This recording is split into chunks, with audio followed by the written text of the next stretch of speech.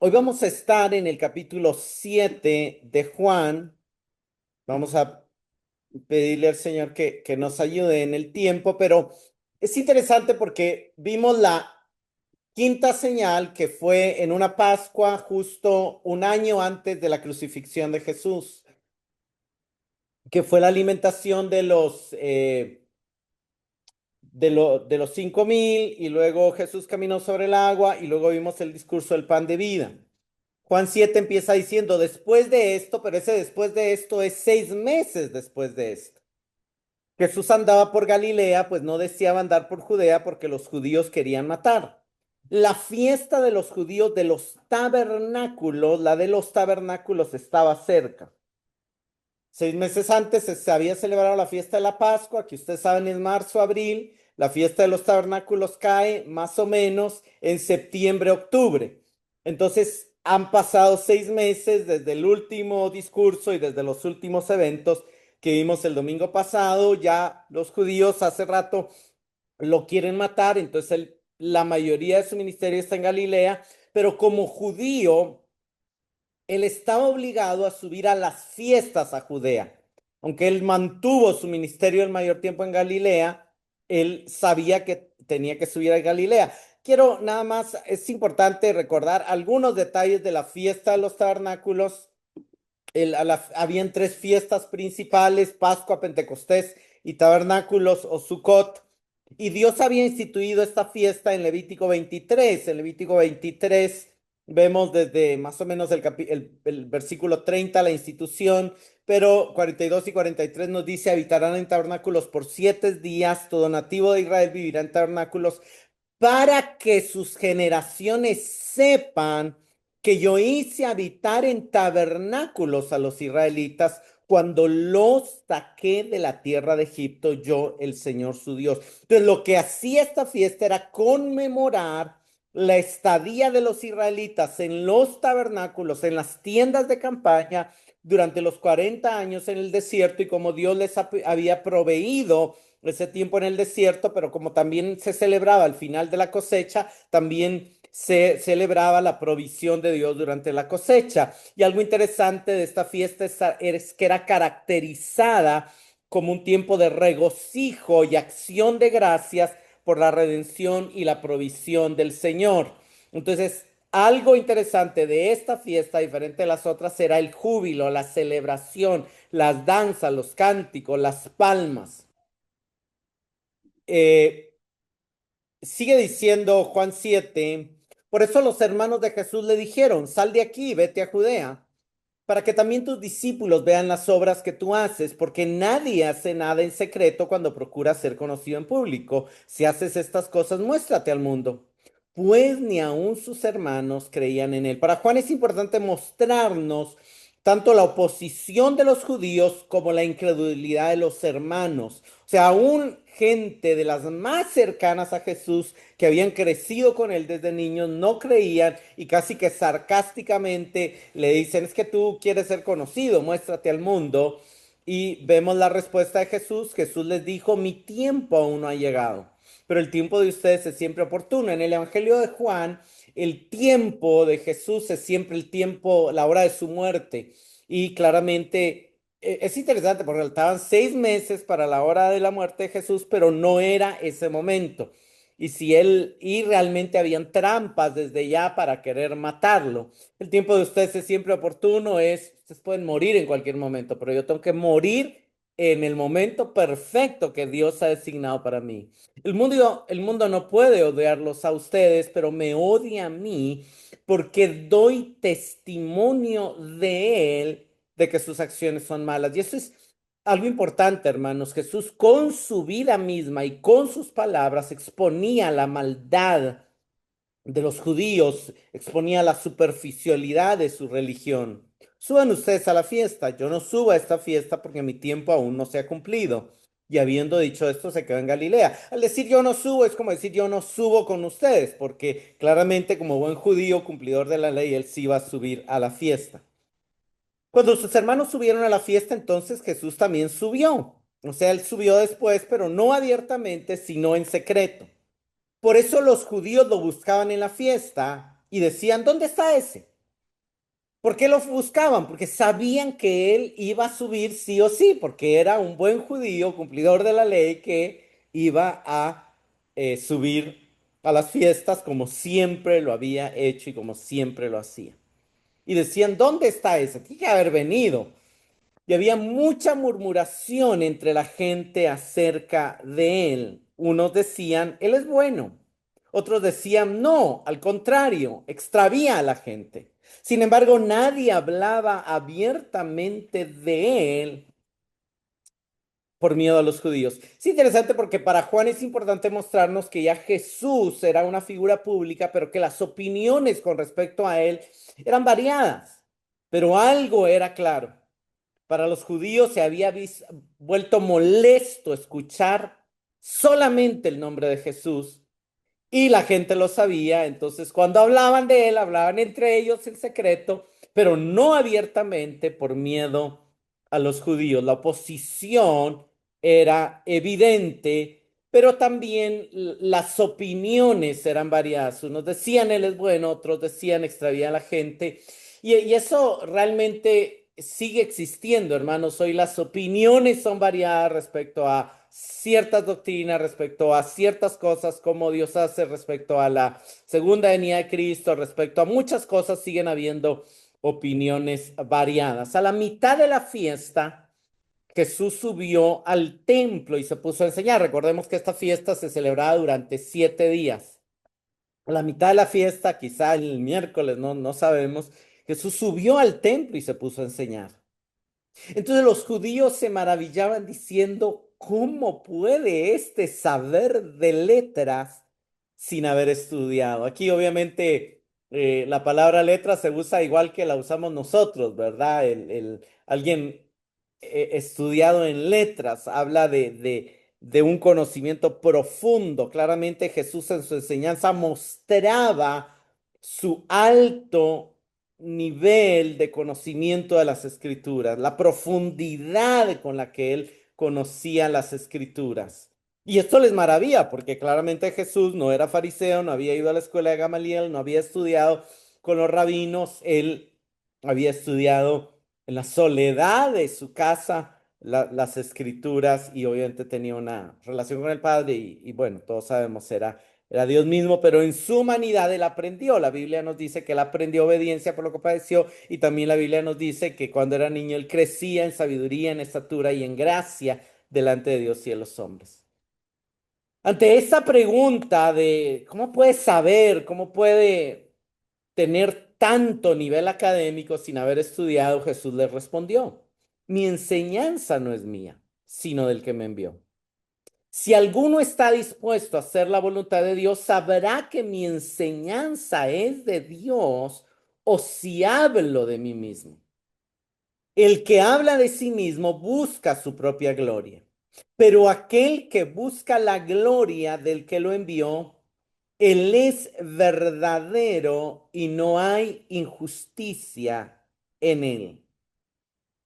Jesús está explicando que él no habla de sí mismo, sino que transmite lo que recibe de su Padre porque busca glorificar a su Padre. Ahora, algo interesante es el verso 17. El verso 17 dice, si alguno quiere realmente agradar a Dios, si alguno quiere realmente hacer la voluntad de Dios, se va a dar cuenta que mi enseñanza es de Dios.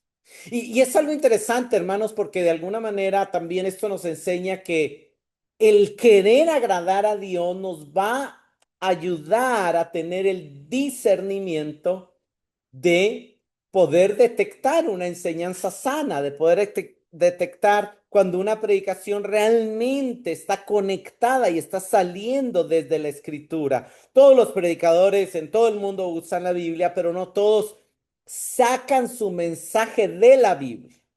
Algunos sacan su mensaje de su mente, de sus ideas y se apoyan en la Biblia. Pero es diferente cuando se nota que el mensaje sale de la Biblia y cuando el mensaje busca la gloria de Dios.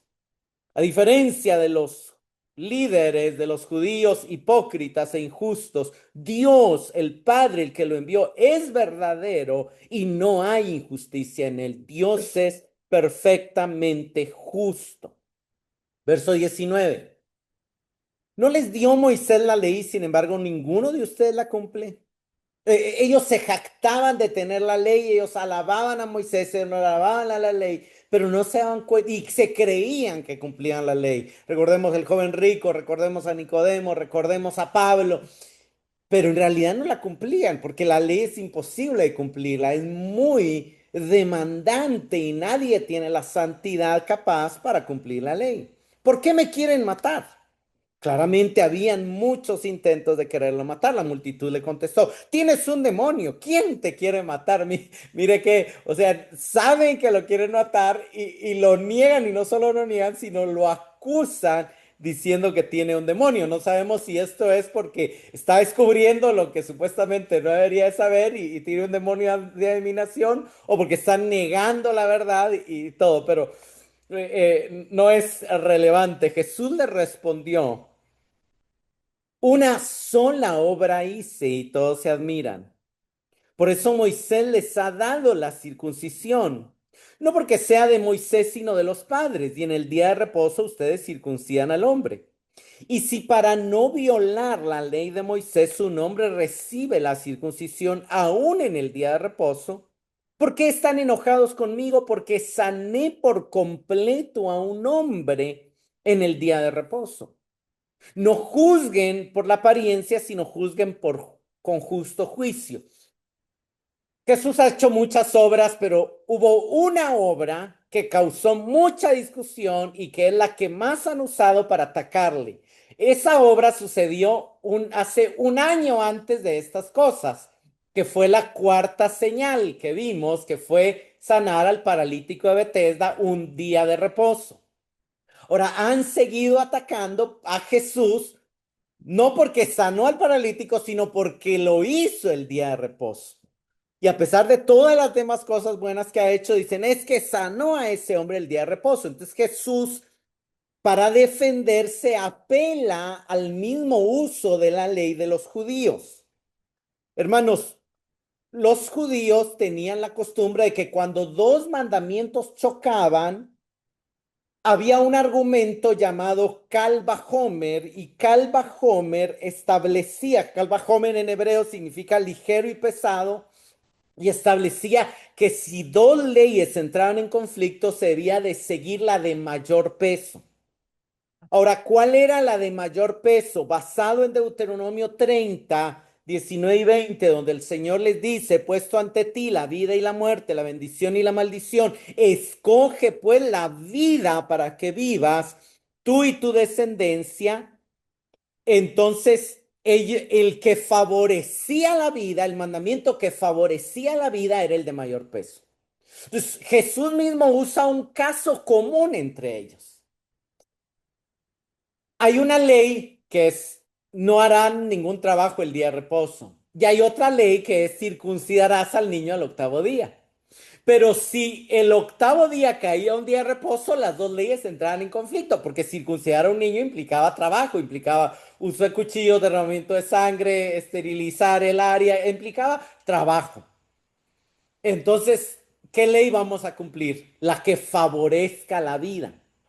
Y claramente no es que el niño se iba a morir si no era circuncidado, pero realmente en el contexto, en la circuncisión era la señal del pacto de Dios con Abraham. Y para cumplir el día de reposo, alguien primero tiene que estar incluido en la comunidad del pacto. Entonces la circuncisión tenía más peso que el día de reposo. Entonces cumplían el mandamiento de mayor peso, circuncidar al niño, aunque implicara trabajo y aunque quebrantaran en esa acción el día de reposo. Pero no se miraba como un quebrantamiento porque de alguna manera era, estaban cumpliendo la misma ley. Entonces Jesús les dice, yo sané al hombre, o sea, yo le di vida al hombre, o sea, el hombre tiene ahora una nueva vida, una nueva oportunidad de vida. Es lo mismo que ustedes hacen cuando circuncidan al niño.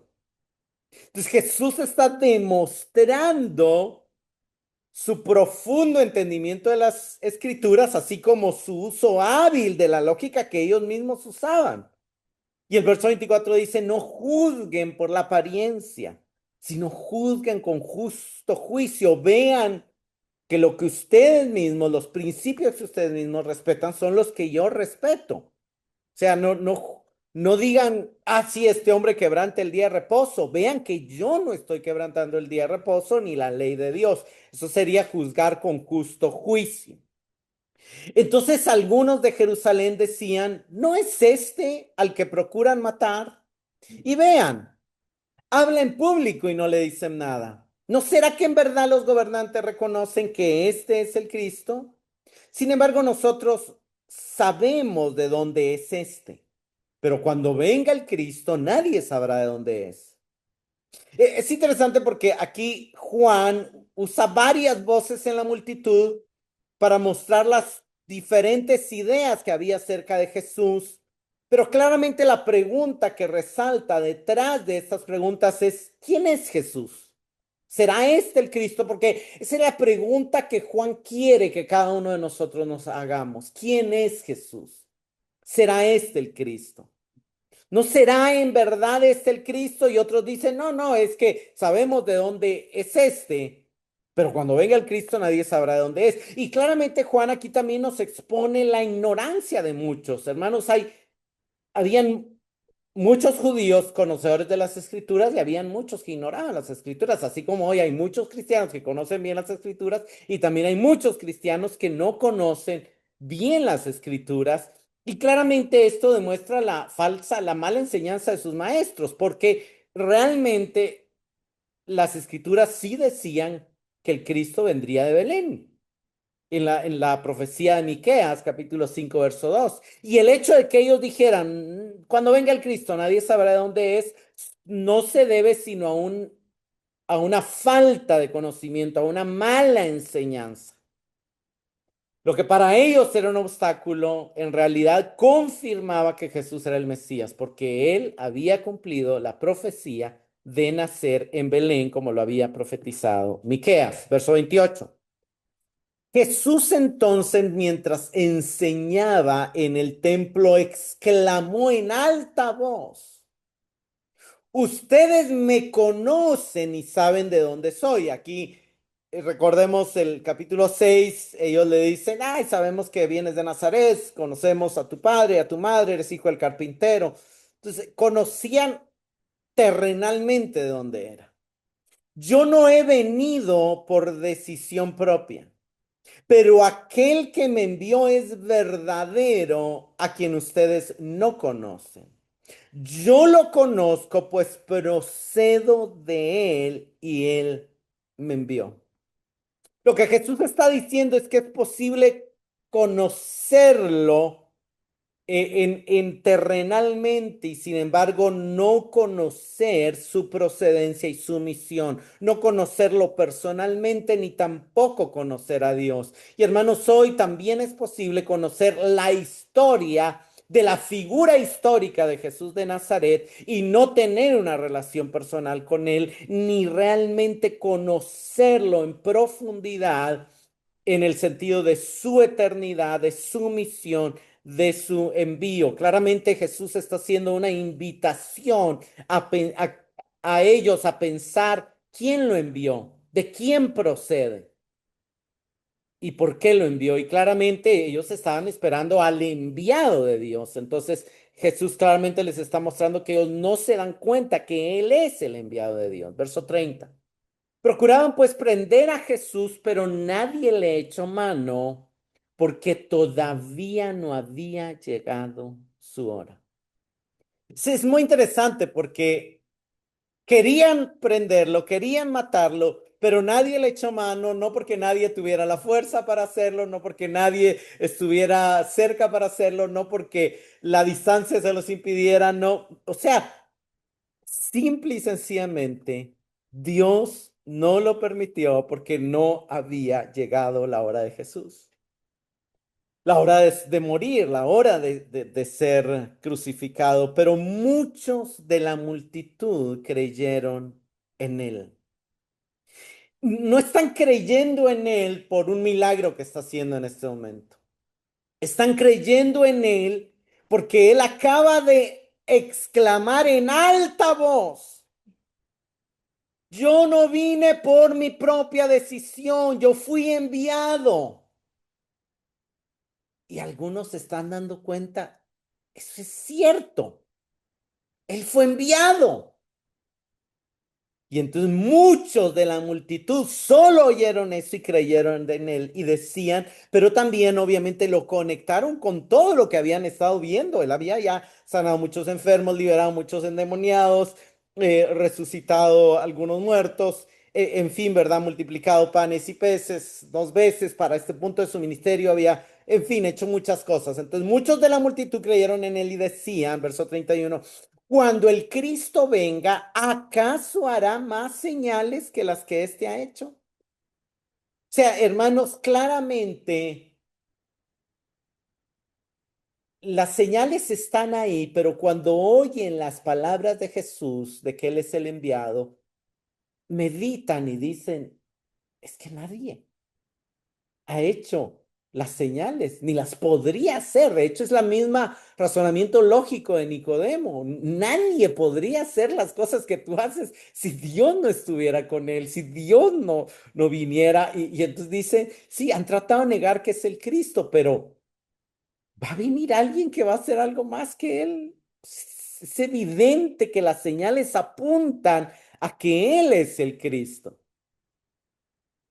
Los fariseos oyeron a la multitud murmurando estas cosas acerca de él. Entonces los principales sacerdotes y los fariseos enviaron guardias para que lo prendieran. Vean qué interesante. Pero Jesús dijo, por un poco más de tiempo estoy con ustedes.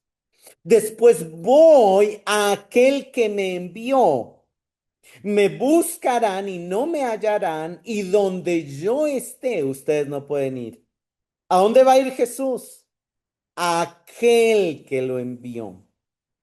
Claramente las palabras de Jesús vuelven a producir una división en la multitud. Unos creen en él y otros se deciden a aprenderlo. Y los que se deciden a aprenderlo son los fariseos que no quieren que él siga siendo el centro de atención, entonces envían guardias. Pero los guardias ponen atención a Jesús. Ellos llegan y oyen a Jesús, quizá esperando el momento ideal para aprenderlo. Y Jesús explica que él pronto partirá y que él irá al Padre, es decir, que él regresará al cielo. Y se quedan admirados y dicen, y de hecho por un poco más de tiempo, Jesús va a estar 6 meses más y luego va a ser crucificado y luego va a estar 40 días más ya resucitado y luego hoy por hoy está con el Padre. Y no podemos ir allá. Solamente cuando Él nos llame, pero antes no podemos ir. Y esto es algo que se va a repetir en este capítulo y que Él se lo va a volver a decir a los discípulos en el aposento alto. Verso 35. Decían entonces los judíos, pero claramente Juan está enfocado en mostrarnos cómo unos lo entienden, otros no lo entienden, y toda la historia, o sea, Juan enfoca mucho esa falta de entendimiento hacia lo que Jesús está diciendo. Decían entonces los judíos entre sí, ¿a dónde piensa ir este que no lo podemos encontrar? ¿Será acaso que quiere irse a la dispersión entre los griegos y enseñar a los griegos? ¿Qué quiere decir esto que ha dicho, me buscarán y no me hallarán, y donde yo esté, ustedes no podrán ir? O sea, nuevamente, los oyentes de Jesús tienden a tomar muy literal y terrenalmente sus palabras. Lo vimos en Nicodemo, lo vimos en la Samaritana, lo vimos en el discurso del pan de vida. Y aquí, nuevamente, seguro se va a ir a los griegos, ¿verdad? Ellos usan la lógica humana y dice, bueno, si aquí no lo están recibiendo, aquí tiene, seguramente allá entre la dispersión van a recibir más fácil sus enseñanzas, va a ser más seguidores. Pero claramente se preguntaban, ¿qué quedará decir? Y es interesante porque inmediatamente pasa, quizá estos son los versos centrales del capítulo y de la enseñanza de hoy. Y esto está sucediendo desde la mitad de la fiesta para el último día de la fiesta. Y el último día, dice, en el último día, el gran día de la fiesta. Jesús puesto en pie, exclamó en alta voz. Vean que esto no es primera vez que pasa. Ya él ha exclamado en alta voz que él fue el enviado de Dios. Pero aquí exclama en alta voz y cita la escritura, Isaías 55, y dice, si alguien tiene sed, venga a mí y beba. El que cree en mí, como ha dicho la escritura, de lo más profundo de su ser brotarán ríos de agua viva. Pero él decía esto del Espíritu, que los que habían creído en él habían de recibir, porque el Espíritu no había sido dado todavía, pues Jesús aún no había sido glorificado. Es muy interesante, porque parte de la necesidad de que Jesús comenta que él va a ir a donde no pueden seguirlo es el hecho de que él va a ir al Padre a ser glorificado y va a recibir del Padre el Espíritu para poder derramarlo sobre su pueblo.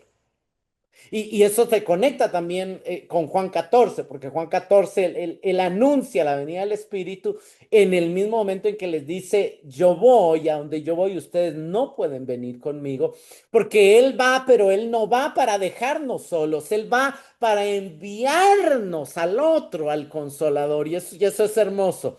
Y me estoy adelantando, pero hermanos, algo hermoso de esto voy a quedarme en estos versos el resto de la enseñanza y voy a profundizar en algunas de las cosas que sucedían también, pero algo hermoso es que el Señor va a traer ríos de agua viva, pero no solamente que va a saciar la sed de los creyentes, sino que también van a convertirse dentro de los creyentes en una fuente de vida para que los creyentes puedan llevar agua, llevar vida también a otros. Aquí hay varias profecías, varias palabras que se están aludiendo. Él menciona la escritura. Vemos que dice, como ha dicho la escritura, dice el verso 38. ¿Qué ha dicho la escritura? En Isaías 44:3 dice, porque derramaré agua sobre la tierra seca y torrentes sobre la tierra, perdón, derramaré agua sobre la tierra sedienta y torrentes sobre la tierra seca. Derramaré mi espíritu sobre tu posteridad y mi bendición sobre tus descendientes. ¿Qué ha dicho la escritura? Que en la era mesiánica Dios derramará agua, es decir, su espíritu sobre el pueblo. Y esa será la bendición. De hecho, cuando vemos la promesa a Abraham de ser de bendición, cuando esa promesa se va desarrollando, los profetas interpretan esta bendición como el espíritu. O sea, nada más grande se puede ver como el cumplimiento de todas las promesas, como la conexión con el derramamiento del Espíritu. El Espíritu nuevo es el que trae el cumplimiento de la ley, es el que trae el nuevo corazón, es el que trae abundancia, es el que trae vida, es el que trae prosperidad. O sea, no sé, esto es algo muy, muy profundo y rico. Isaías 55:1, todos los sedientos vengan a las aguas. Eso es lo que Jesús está diciendo. Los que tienen sed, vengan a mí. Y los que no tienen dinero, vengan, compren y coman, vengan, compren vino y leche sin dinero y sin costo alguno. Isaías 58:11. El Señor te guiará continuamente, saciará tu deseo en los lugares áridos, dará vigor a tus huesos. Serás como huerto regado y como manantial cuyas aguas nunca faltan. La Escritura había dicho de que los creyentes iban a llegar a ser como un manantial, como una fuente que produce continuamente agua. Ahora, algo interesante, y quiero volver aquí a la fiesta de los tabernáculos. La fiesta de los tabernáculos se celebraba durante 8 días, pero el octavo día había un rito especial, había un ritual especial. En Nehemías vemos que hallaron escrito en el libro de la ley que Dios había mandado por medio de Moisés, que Jehová, perdón, sí, Dios había mandado por medio de mano de Moisés que habitasen los hijos de Israel en tabernáculos en la fiesta de solemne del séptimo mes, y leyó Esdras en el libro de la ley de Dios cada día, desde el primero hasta el último. Hicieron la fiesta solemne por 7 días, y al octavo día fue de solemne asamblea según el rito. El último día era llamado, ese último día y gran día de la fiesta era llamado el Hoshana Rabbah, que significa la gran salvación, y se realizaba un ritual muy solemne en el templo de Jerusalén conocido como la libación del agua.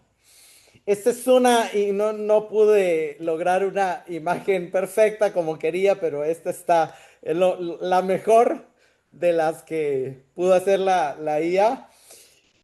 El, el, el ritual era más o menos así. El sacerdote iba al estanque de Siloé con una jarra de oro, la llenaba de agua. Y cuando venía con el cántaro, venía acompañado de una procesión. Y previo a entrar al templo, otros levitas tocaban 3 veces el shofar, el cuerno de carnero. Entonces todo el pueblo cantaba el Jalel, los salmos 113 a 118. Y al llegar al Salmo 118, cuando terminaban la canción, los hombres agitaban ramas de sauce y mirto atadas con palmas en la mano derecha, mientras que en la mano izquierda alzaban un fruto, señal de la cosecha. Y todos exclamaban 3 veces: dad gracias al Señor, dad gracias al Señor, dad gracias al Señor.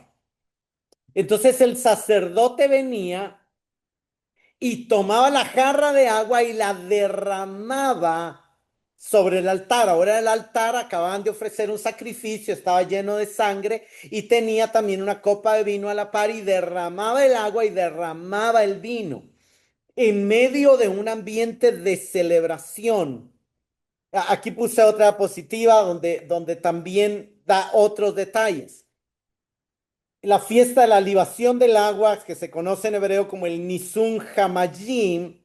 En primer lugar, el sacerdote iba al estanque de Siloé para llenar una jarra de oro con agua viva, es decir, agua corriente. Y el pueblo cantaba Isaías 12:3: sacaréis con gozo aguas de las fuentes de salvación. Luego era la procesión, cantaba el Jalel, entraba al templo, el sonido de shofar, el dar gracias, muchos agitaban palmeras, y entonces subía al altar del holocausto y derramaba el agua sobre el altar junto con vino, y en ese momento el último grito era: Hosana, sálvanos, te rogamos. Hosana significa sálvanos, te rogamos, pero es lo que están cantando. Ahora, ¿cuál era el significado espiritual de esa fiesta? Significado espiritual de esa fiesta, en primer lugar, era una dependencia total de Dios para la lluvia y las cosechas. El agua significaba que Dios era quien daba el agua para la lluvia y las cosechas. Segundo, era una remembranza, una conmemoración o una memoria del agua que brotó de la roca que Dios le dio al pueblo en el desierto. Pero tercero, también recordaba la esperanza, o también apuntaba a la esperanza mesiánica del derramamiento del Espíritu.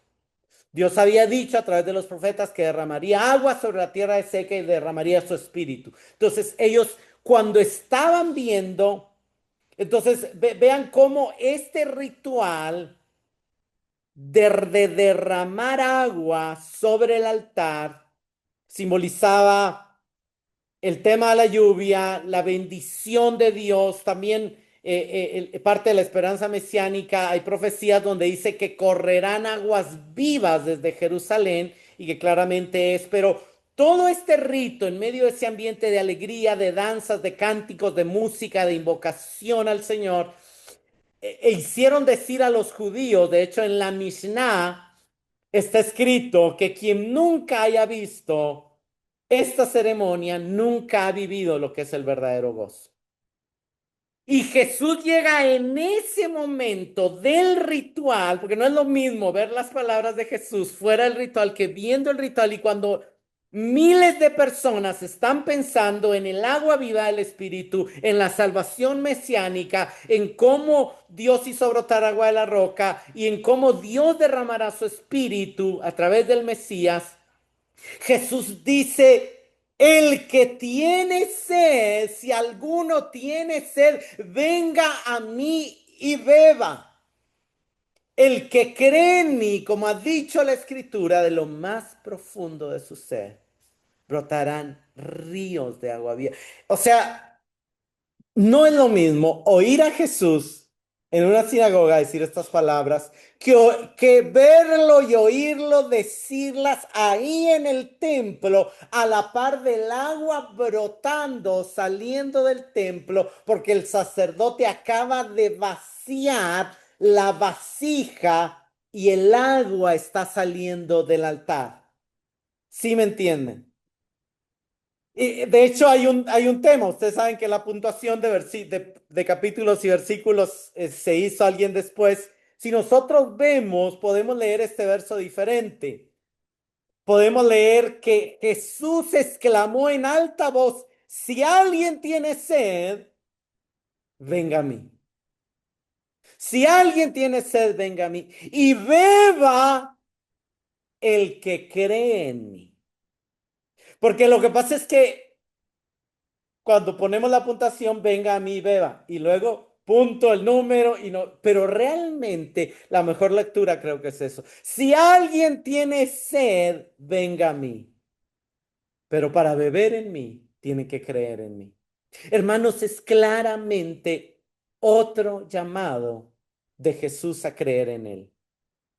Necesitamos creer en Él para beber de Él. Y cuando bebemos de Él, del agua viva que Él nos da, esa agua produce que nuestro interior sea transformado de tal manera que ya no sea un interior que produce muerte, sino que sea un interior que ahora produce y hace brotar ríos de agua viva. Y eso es hermoso.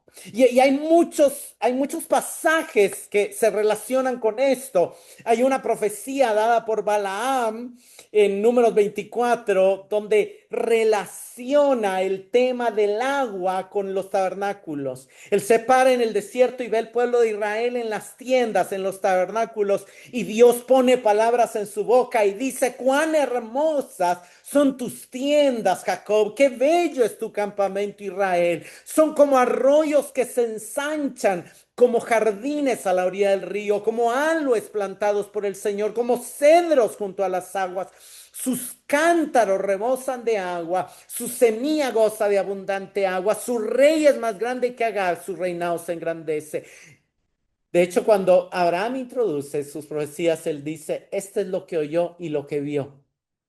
Él no solo está viendo, él está viendo cómo esas tiendas se convierten en arroyos. Él está viendo cómo el plan del Señor tiene que rebose agua de su pueblo, pero solamente puede rebosar agua de los creyentes si beben del agua que viene del rey. Porque es el rey el que tiene cántaros de agua abundante y el que beba del agua del rey se convierte en una fuente de agua. Entonces algunos de la multitud cuando oyeron estas palabras y estaban obviamente pensando en el agua que brotó de la roca y pensando en el Mesías, decían verdaderamente este es el profeta. Otros decían este es el Cristo.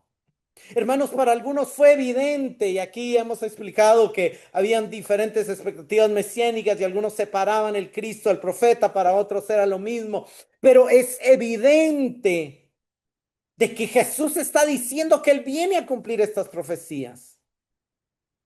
Pero lamentablemente hay otros que dicen, ¿acaso el Cristo va a venir? Que dejan que los prejuicios que tienen acerca de cómo debía ser el Cristo les impidan creer.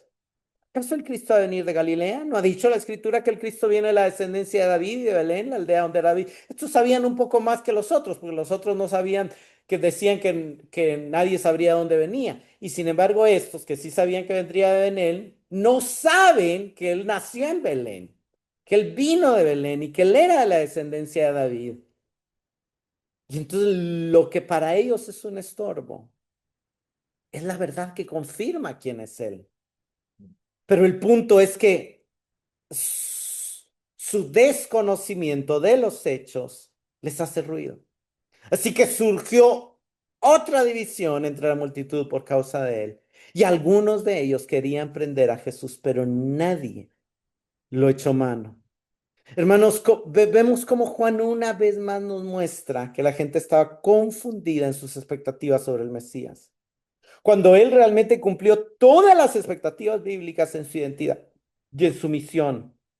El problema no era nada de lo que Jesús fue, dijo, hizo. El problema era y sigue siendo la ignorancia, la confusión y la falta de comprensión de las personas. Hoy en día sucede lo mismo. El problema con la falta de fe en Jesús surge o sigue siendo su falta de compromiso o su falta de comprensión de quién realmente es Jesús, de quién realmente, de qué es lo que realmente hace Jesús. Y en particular, muchos no terminan de entender su muerte en la cruz. Hermanos, cuando Jesús no encaja en nuestras expectativas, no nos toca desecharlo, nos toca reajustar nuestras expectativas en lugar de rechazar a Jesús y sus afirmaciones. Entonces los guardias vinieron a los principales sacerdotes y fariseos y les dijeron, ¿por qué no lo trajeron? ¿Por qué no lo prendieron? Los mandamos a prenderlo. Los guardas respondieron, jamás hombre alguno ha hablado como este hombre habla. Y hermanos, Juan una vez más nos muestra que a veces la apertura a escuchar ayuda más a la fe que la mala teología. Ellos eran, vean la respuesta de los fariseos. Entonces los fariseos les contestaron, ¿es que también ustedes se han dejado engañar? ¿Acaso ha creído en él alguno de los gobernantes y fariseos? Pero en esta multitud que no conoce de la ley maldita es. El punto es claro. Ninguno de los gobernantes ni de los fariseos había creído en él. ¿Por qué? Porque el conocimiento que envanece es tropiezo para la fe. Porque la teología en la que las personas ponen su valor e identidad es tropiezo para la fe. Claramente somos invitados a amar una buena teología, pero una buena teología nos recuerda que conocemos en parte, que necesitamos seguir aprendiendo, que necesitamos seguir siendo humildes y que necesitamos prestar atención a las palabras de Dios. Pero una mala teología nos hace creer que tenemos la verdad y que si tenemos la verdad y ninguno de nosotros está creyendo en eso, seguramente no es de Dios. ¿Por qué? Porque creen que conocen la ley y menosprecian a los que no la estudian tan a detalle como ellos, cuando en realidad, aunque la estudian, no la entienden. Hermanos, debemos de cuidar que no nos pase lo mismo. Nicodemo, el que había venido a Jesús antes y que era uno de ellos, les dijo, ¿acaso juzga nuestra ley a un hombre a menos que le oiga primero y sepa lo que hace? Ellos le respondieron, es que tú también eres de Galilea, investiga y verás que ningún profeta sale de Galilea. Ha pasado año y medio más o menos desde que Nicodemo conversó con Jesús. Nicodemo no se convirtió en ese momento en un seguidor de Jesús. Y aquí Juan no está afirmando que Nicodemo ya crea en Jesús. Simplemente vemos que después de su encuentro con él fue desafiado a meditar un poco más en sus expectativas acerca del Mesías. Y lo que aquí está haciendo Nicodemo es simplemente plantear un punto meramente lógico de la justicia. No está defendiendo a Jesús, él está diciendo, pero es que no podemos juzgar a un hombre sin oírle primero. O sea, no podían prenderlo sin un delito, pues. Pero los colegas de Nicodemo estaban tan alterados y eran tan hostiles como para escuchar una simple razón lógica. Y hermanos, cuando el argumento falla, responden con desprecio, tú también eres de Galilea, tú también eres iletrado, tú también eres pobre, tu trasfondo también es malo. Es tan triste porque vemos esa evidencia al orgullo humano que cuando es confrontado, lo que hace es atacar, lo que hace es despreciar, lo que hace es menospreciar, lo que hace es cerrarse.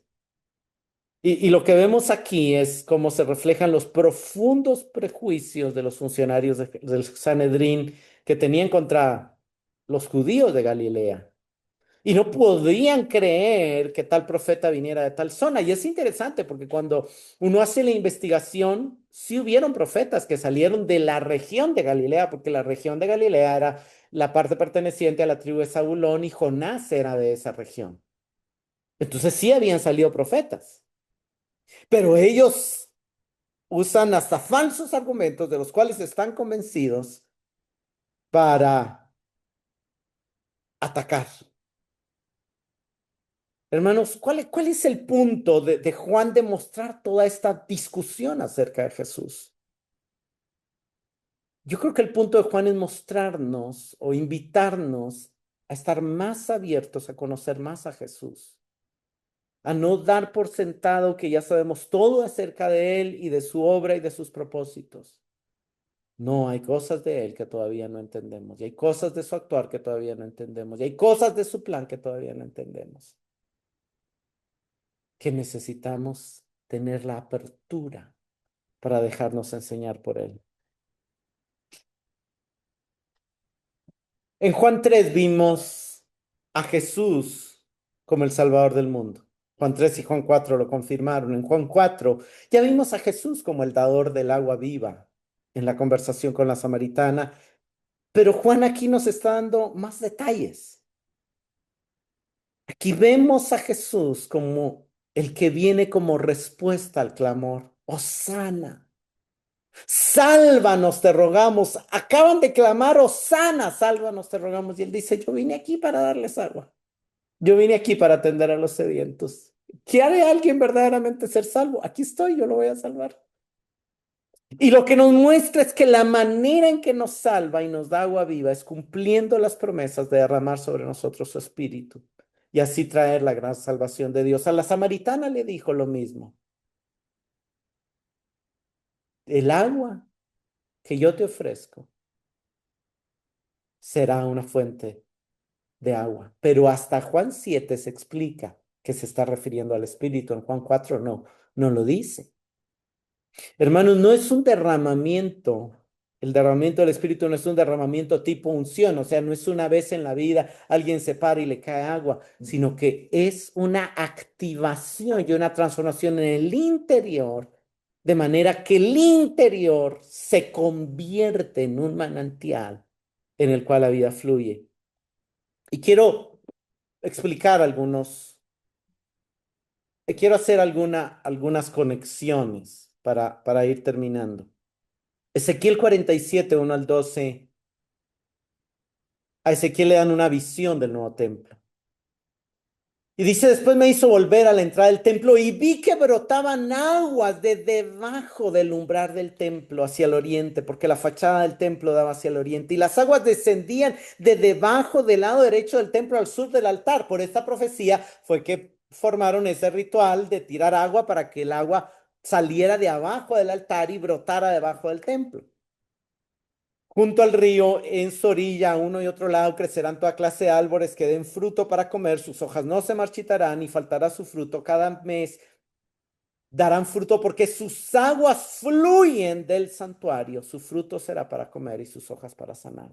¿Qué nos enseña Jesús? Hay dos enseñanzas muy importantes aquí. Hermanos, primero, los ríos de agua viva se refieren al fluir del Espíritu de Dios. Segundo, los ríos de agua viva, lo que Jesús está diciendo es, no brotarán de la ciudad terrenal de Jerusalén, sino del interior de los ciudadanos de la Jerusalén celestial. Jesús está aclarando y explicando que la profecía de Ezequiel no se va a cumplir en un edificio físico, sino en creyentes en él, de los cuales dentro de su interior van a brotar las aguas que van a dar vida y que van a traer fruto.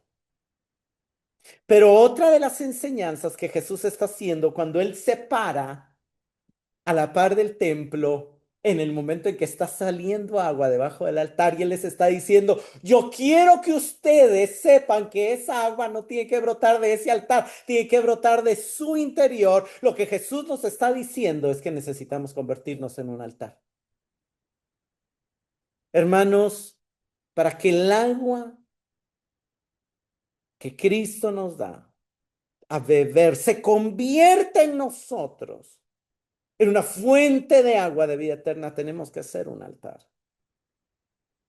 Yo estaba recordando esta semana, estuve cantando una canción que cantaba hace muchos años, que quizá algunos la saben o no, que decía, haz de mí una ofrenda de adoración a ti. Y no existe una canción, o no sé si existe, pero yo haría una que dijera, haz de mí un altar, o hazme ser el altar que quieres que yo sea, del cual quieres que brote en agua. Porque por eso Pablo dice, hermanos, les ruego que presenten sus cuerpos como sacrificio.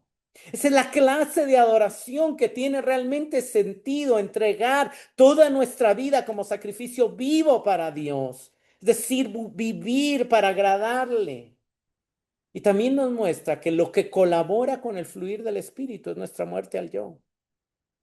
Hermanos, Juan 7 nos dice que el Espíritu Santo no había sido derramado, pero yo les digo hoy que el Espíritu Santo ya ha sido derramado, porque en Hechos 2, 32 al 33, Pedro en su sermón dice que que Dios levantó a Jesús de los muertos y de esto todos nosotros somos testigos y ahora él ha sido exaltado al lugar de más alto honor al cielo. Él volvió a donde nosotros no podemos ir, a la derecha de Dios. Y el Padre, según lo había prometido, le dio el Espíritu Santo para que lo derramara sobre nosotros, tal como ustedes lo ven y lo oyen.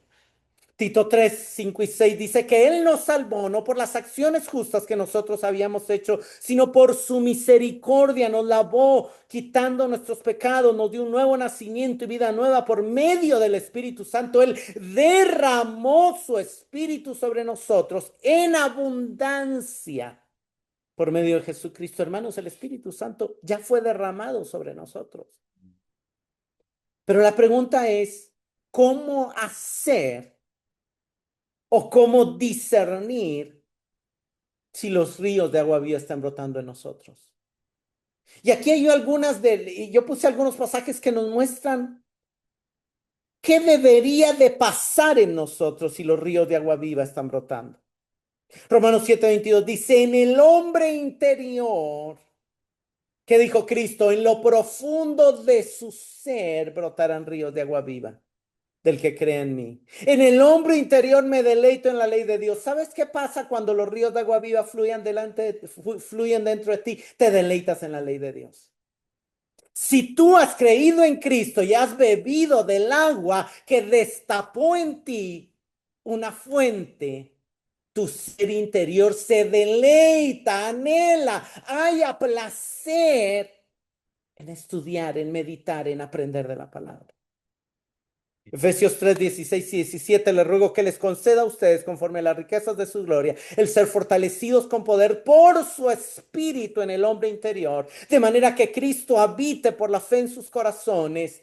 También ruego que arraigados y cimentados en amor, que es otra de las cosas que pasa cuando los ríos de vida están fluyendo en tu interior, desde tu interior, en medio de circunstancias difíciles viene fortaleza con poder, viene el poder del Espíritu a fortalecerte, hermanos, ya conectarnos con Cristo, pero también nos une en amor a los demás creyentes.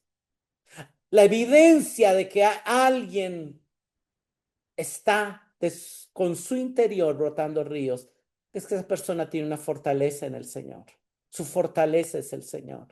Y está creciendo en amor a Cristo y está creciendo en amor a la iglesia cuando vemos el contexto. Primera Pedro 3, 3 y 4 dice que el adorno de ustedes no sea el externo, sino que sea lo que procede de lo íntimo del corazón, con el adorno incorruptible de un espíritu tierno y sereno, lo cual es precioso delante de Dios. Hermanos, cuando el espíritu está fluyendo del interior, hay una belleza en la ternura y en la serenidad que el Espíritu nos da.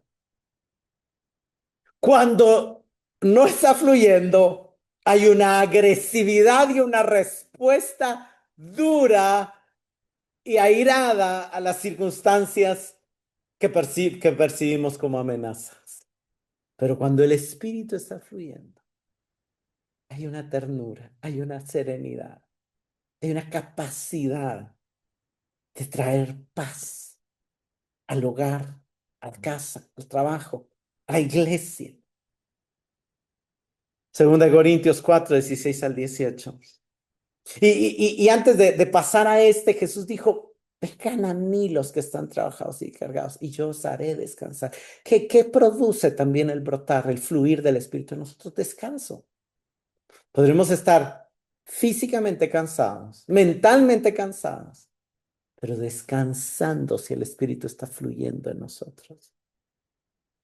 Por tanto, no desfallecemos. Antes bien, aunque nuestro hombre exterior va decayendo, sin embargo, nuestro hombre interior se renueva de día en día. Pues esta aflicción leve y pasajera nos produce un eterno peso de gloria que sobrepasa toda comparación.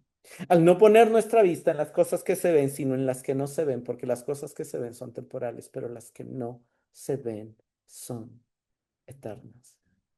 Hermanos, ¿cómo brotan los ríos de agua viva dentro de nosotros?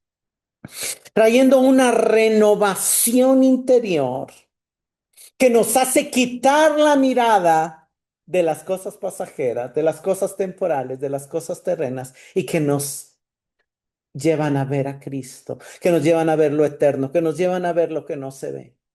Que aún en medio de las aflicciones nos hacen crecer en gloria. O sea, Pablo está experimentando porque él ha creído y él ha bebido y hay ríos de agua viva brotando. Entonces él dice, mi interior se renueva y esa renovación que el Espíritu produce en mi interior me produce un peso de gloria. Me produce un peso de regocijo, de valor, de asombro de las cosas divinas y eternas que me hacen quitarle valor, quitarle importancia a la aflicción leve y pasajera.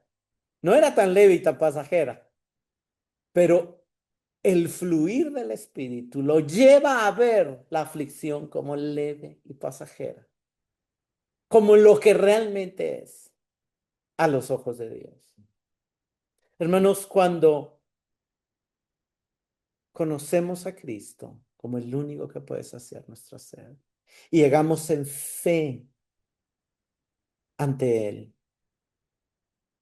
Él derrama su espíritu sobre nosotros. No para que ahora seamos los ungidos y las ungidas, no, no, no, para que seamos un manantial, una fuente, y para que dejemos brotar al espíritu dentro de nosotros, y para que haya una producción interna en nosotros de amor, de ternura, de serenidad, de descanso, de renovación, de gloria, de fortaleza. Eso es lo que el Espíritu produce en nosotros, de deleite en la ley de Dios. Y como siempre, yo termino con algunas preguntas. ¿Es para ti Jesús el que te acompaña en tu peregrinaje hacia la ciudad celestial? También nosotros estamos habitando en tiendas, algunos de ustedes tienen casas más bonitas que otros, pero en un sentido espiritual estamos peregrinando a nuestra ciudad celestial. Estamos atravesando el desierto hacia la tierra prometida y Jesús está con nosotros. ¿Lo vemos así? ¿Tenemos esa lectura de nuestra vida? Estoy de paso, pero mi Dios me acompaña y me protege, aún en medio del desierto en que voy.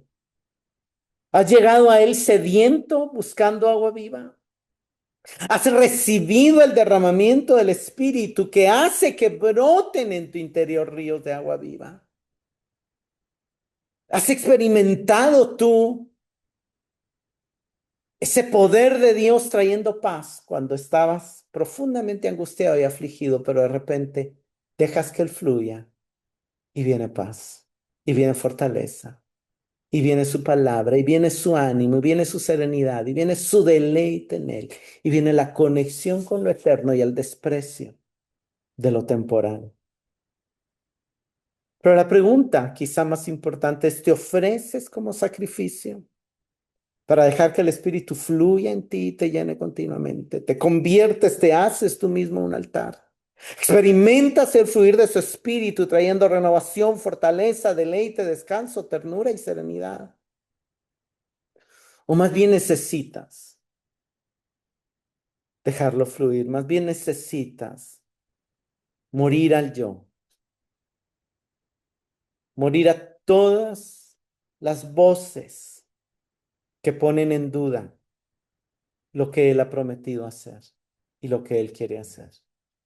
¿Por qué muchos no experimentaron el agua viva? Porque le pusieron más atención a los fariseos, porque le pusieron más atención a sus prejuicios. Pero los que creyeron en Él recibieron el derramamiento del Espíritu. Pongámonos de pie. Señor, te damos gracias. Te damos gracias por llamarnos a venir a ti como sedientos. Te damos gracias por las promesas de derramar tu Espíritu sobre nosotros. Te damos gracias por la invitación a hacer un altar, porque no será de un edificio donde el agua brote, sino será del interior de cada uno de nosotros. Queremos ser un templo santo para ti. Queremos ser un altar de adoración para ti. Queremos dedicar nuestra vida a agradarte, a adorarte. Y te suplicamos, Señor, que nos concedas darle la libertad, tu espíritu, para que fluya dentro de nosotros. Espíritu de Dios, llénanos y haz fluir tus ríos de agua viva desde nuestro interior. No solamente para saciar nuestra propia sed, sino para ser instrumentos en tus manos que puedan saciar la sed de otros.